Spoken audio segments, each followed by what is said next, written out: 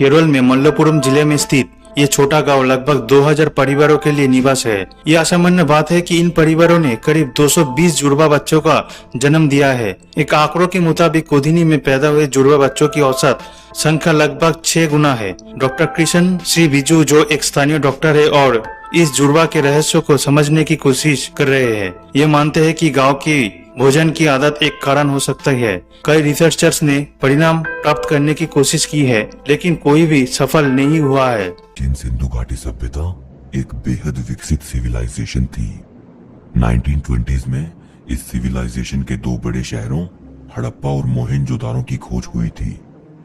माना जाता है कि इस सभ्यता की शुरुआत करीब 5000 साल पहले हुई थी। इस सभ्यता के लोग उस समय के हिसाब से काफी आधुनिक थे।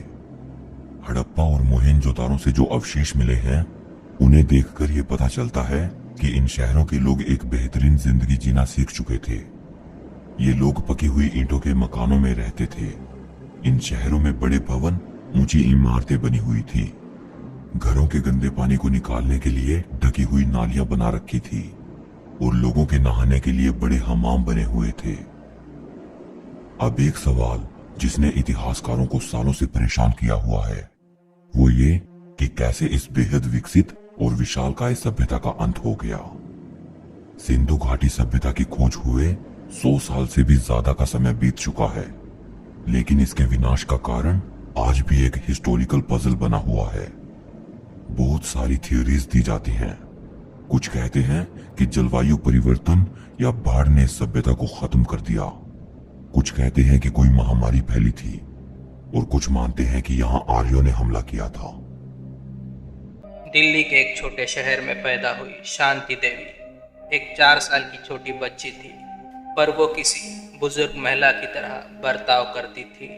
ये 4 साल की छोटी सी बच्ची अपने माता पिता से कहती थी कि वो शादीशुदा है और उनका पति मथुरा में उनका इंतजार कर रहा है। पर छोटी बच्ची की इन बातों को घर वालों ने अनदेखा कर दिया। अपनी पाठशाला में और घर में वो अपने शिक्षकों और अपने माता पिता को बार बार कहती थी कि वो शादीशुदा है और उनका बच्चे को जन्म देके 10 दिन बाद मृत्यु हो गया था।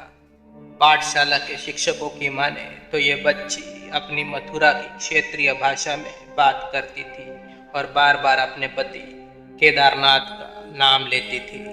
इस बात में स्कूल के हेडमास्टर ने रुचि दिखाई और उन्होंने शांति देवी के पिछले जन्म के पति केदारनाथ को मथुरा से ढूंढ निकाला। केदारनाथ ने इस बात की पुष्टि की कि उसकी पत्नी लुब्धि देवी का बच्चे को जन्म देने के 10 दिन बाद मृत्यु हो गया था। इस घटना के बाद केदारनाथ और उनके बच्चे को दिल्ली में बुलाया गया। शांति देवी ने जब केदारनाथ और उसके बच्चे को देखा तो तुरंत ही उन्हें पहचान लिया।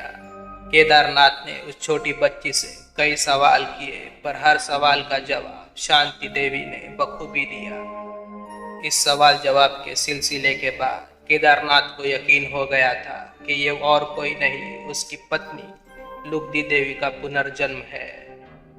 इस सनसनीखेज घटना के पीछे का सच जानने के लिए महात्मा गांधी ने एक जांच कमेटी का गठन किया और इस जांच कमेटी ने शांति देवी के कई परीक्षण किए, पर हर कसौटी पे शांति देवी खरी उतरी और आखिरकार उस रिपोर्ट में कहा गया कि शांति देवी ही लुब्धि देवी का पुनर्जन्म है। अमेज़न के जंगलों में एक उबलती हुई नदी भी है जो अपने पास आने वाली हर चीज को तबाह कर देती है। कोई नहीं जानता कि इसका पानी उबलता कैसे है। इस नदी के पानी का तापमान 93 डिग्री सेंटीग्रेड होता है। ऐसा माना जाता है कि एक ड्रिलिंग कंपनी ने गलती से वहां मौजूद जियोथर्मल सिस्टम को छेड़ दिया, जिसकी वजह से जमीन में मौजूद गैस नदी में मिल गई और इसी वजह से ये पानी इतना गर्म रहता है।